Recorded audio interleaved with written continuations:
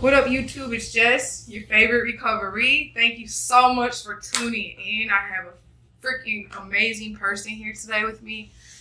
I say amazing because she's actually been in my life since I got out of prison back in 2012. So she knew me through my struggle. I knew her through her struggle. So I'm glad to have her come and open up to the world about her story. Why? You're not on camera. My bad, Yeah, it's okay. But again, this is Miss Brittany, and she's gonna tell us a little bit about her situation, and we'll just take it from here. Brittany, why don't you tell everybody where you're from? I grew up in Brookfield. I lived most of my life in Milwaukee. And how would you say like your childhood was with your parents and stuff? Like, would you say you had a good life growing up like that? Like, were your parents strict or brothers or sisters or anything? I have one brother and one blood brother, a stepbrother, and a half sister. Growing up in Brookfield was difficult for me, just because it wasn't really my scene. I didn't feel like I belonged there. And my parents got divorced when I was young. My dad's a doctor, and I was a free spirit. I didn't fit in their mold. Your dad was a doctor, or is a doctor? As far as I know, he doesn't have any contact with me. Even now to this day, still? I've tried reaching out. I never did anything like personally to her and like stole from him or anything, but I feel like me being an addict was an embarrassment for him. Okay, what about reaching out now though? He still wouldn't want to contact you or talk to you even though you are clean? Well, the last time I spoke with him, I called my grandma and he answered and I was like, Dad? And he's like, hello, what's this? I was like, it's your daughter. It's Brittany, and he's like, he talked to me like I was an associate of his. Like it was a business call or something, and then quickly hung up. I think when I went to jail, that was it. Like that I was no longer like able to be a part of his family. He was, because his life is so prestigious, you know what I mean, and his title and everything, I think I tainted that image that he was portraying. So I have tried reaching out, but at this point, every time it's a disappointment to me. You know what I mean? And I just get my hopes up just to be let down. So I've come to terms with realizing that like it's his loss. Right. But don't let that get you down though, because you know what? It's gonna take some time. Because how many times have we said this or have we done this in the past? You know what I mean? You're right. Like I can't expect my family, because I'm going through the same thing, and I'm 3 years and 5 months clean. And I still deal with that with my family and stuff like that. And it's just weird that, like, when I go over to, like, my parents' house or my dad's house or whatever, it's weird now that he can actually have a conversation with me. But it took so long. Mm-hmm. So I'm just saying, for me, just don't give up. Just keep trying. You know what I mean? Mm-hmm. Just keep trying. Don't let that bother you.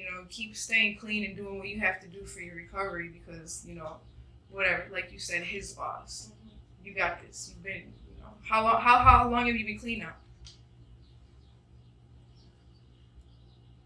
22 months. 22 months. That's what's up. I'm talking about, girl. And what are you doing to keep clean? Like what are you doing? Like how are you staying clean? What did you do to get clean, I guess I could say? Because I know I've been through it a couple times. I don't know how many times you've been through it. So why don't you tell us how you got to this point? It's taken a long time for me to get to this point because I was using hard drugs at such a young age. I was 14. I started 14, who introduced you to that shit? A guy. Okay. Yeah. So, how old was this guy? He was 17. And we kind of like started this relationship when he was actually, all right, let's be real. We met at the psych ward, okay? And he was detoxing. He was detoxing off of heroin. Okay. I had my own mental health stuff going on, and it was like intriguing to me. It was. And then when we both got out, we started a relationship, and we talk all the time and stuff. And then there was days when he would not answer my calls for days and start lying to me, or just like felt it in my soul, you know what I mean, that something was going on. And I found out that he did relapse. So, and at that point in my mind, I was already like smoking weed and drinking, stuff like that, but the curiosity got to me of what was this all about, that he was willing to lie, steal, you know what I mean, didn't want to hang out with me and stuff. We just had a good relationship. And so eventually I talked to him into letting me try it. When you say talked him into it, what do you mean by that? Or did he did he offer to you, or you asked him? To be honest, I don't recall. That was, you know what I mean? It was like 20-some years ago. Right. So I don't really remember, but I know that it came from my desire to like understand, I think. Understand, and we are like, what's so good about this stuff that he's willing to do all these things to get it? You know what I mean? Yeah. I feel like that was like the beginning of the end. Being on Suboxone for the first time at the age of 16, doing hard drugs in my high school bathroom.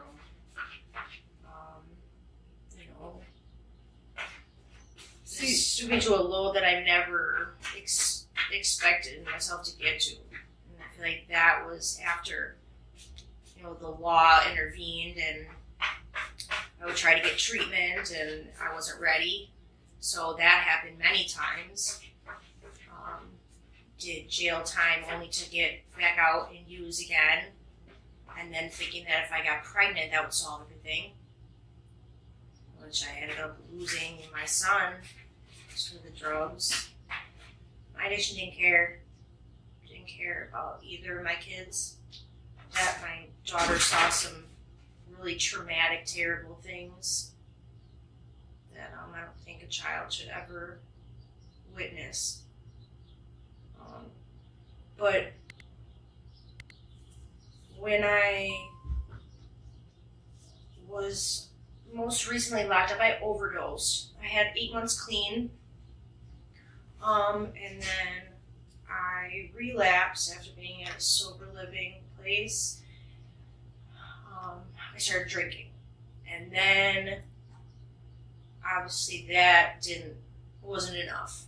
Like quickly after, I was back to my substances of choice and was picked up. Apparently, I don't really have much recollection of it, but what I've been told was that I was found at 7 a.m. in Whitefish Bay with my airway blocked.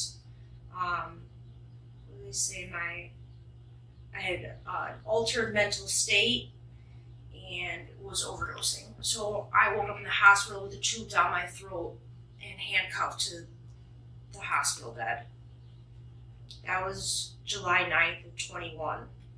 And I was in a drug-induced coma for several days.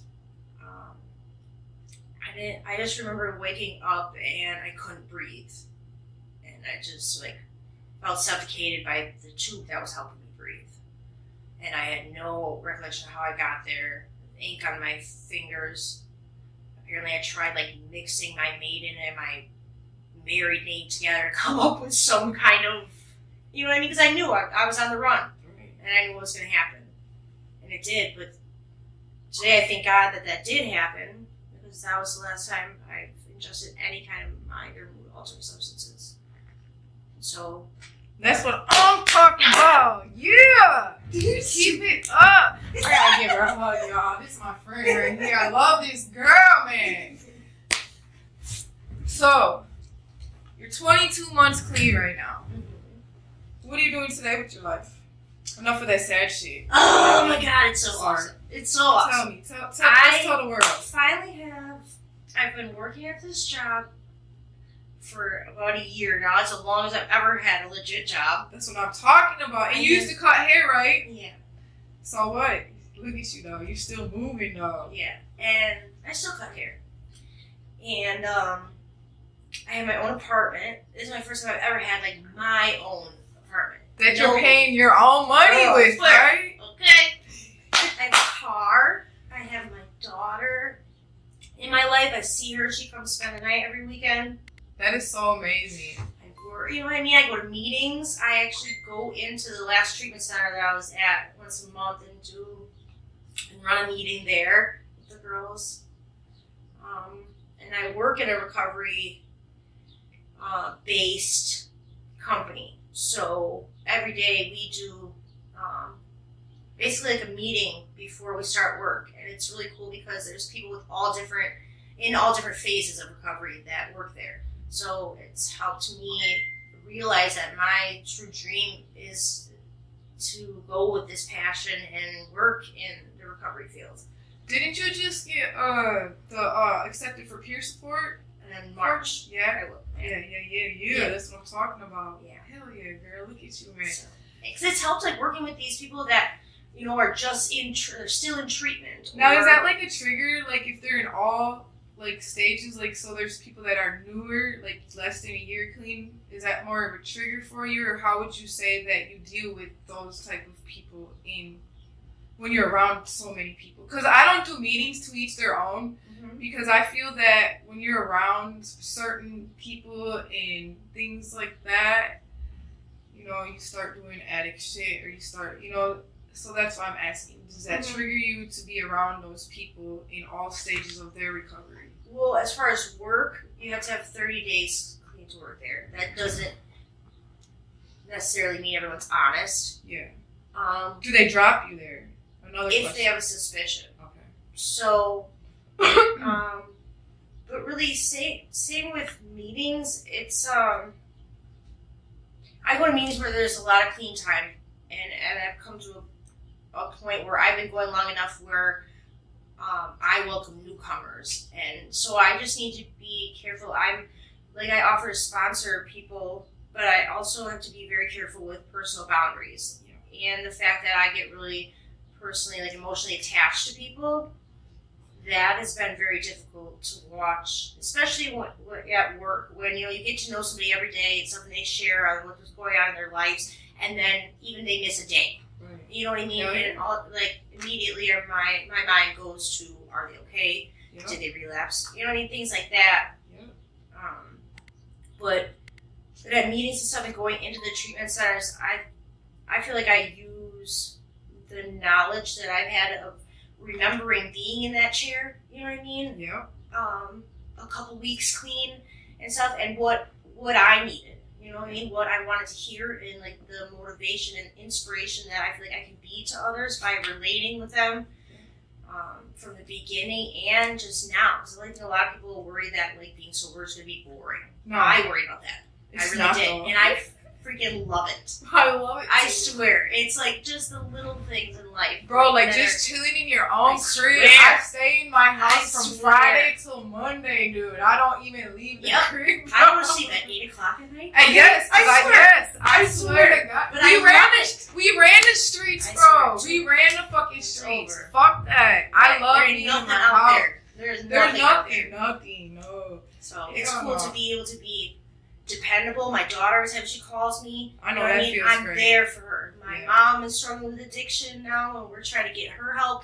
Just the fact that I'm able to help her and take her to groups or take her, you know what I mean, and be there to console her and support her, that is what means the most to me. I'm working on getting back in my son's life. We write letters back and forth now. He's big now. That's when you had him back when I met you back in 2012, yo. Man, see, man, it's just gonna take time, and you gotta understand that you can't rush it because we've all said this shit before many times. So just trust the process, and it's gonna work through. I swear to God, man, I'm so freaking proud of you, girl. I swear. So if you had to tell somebody out here right now who still may be struggling, what would you tell them? It's possible. That recovery is possible, and it's not only the not using drugs and alcohol. True recovery to me is working on yourself and like becoming a better person, change your thought patterns and how you treat people. I think that's huge. Do you still talk to anybody from your past that you used to get high with? Like, no. Unless I see them at meetings, in which sometimes that can be a little difficult. I had to cut all of them off. And when I finally did that, I feel like that's when I started growing within myself, because I kept going back, like something needed to change. Yeah. You know what I mean? Yeah. And so when I was willing to change everything, I feel like that's when my recovery took off. Yeah. And now I feel like I want to, you know what I mean? I want to take them out of that space, but I got to take care of me right now and just lead by example. You know? Seriously, because we can bring them to the water, but we can't make them drink it. Swear to God. Man, Brittany, I really appreciate you so much for being here with me today. I swear to God, I'm so proud of you. We've known each other for our whole lives pretty much. Just keep doing what you're doing. Thank you guys so much for watching. Again, my email is in the description. If you guys need anything, just reach out. I know y'all got 211 in your area. Pick up that fucking phone and reach out, y'all. Do it before it's too late. Swear to God, man. We are proof right here, dog, that we can do this shit, man. Please, man. Thank you so much for watching.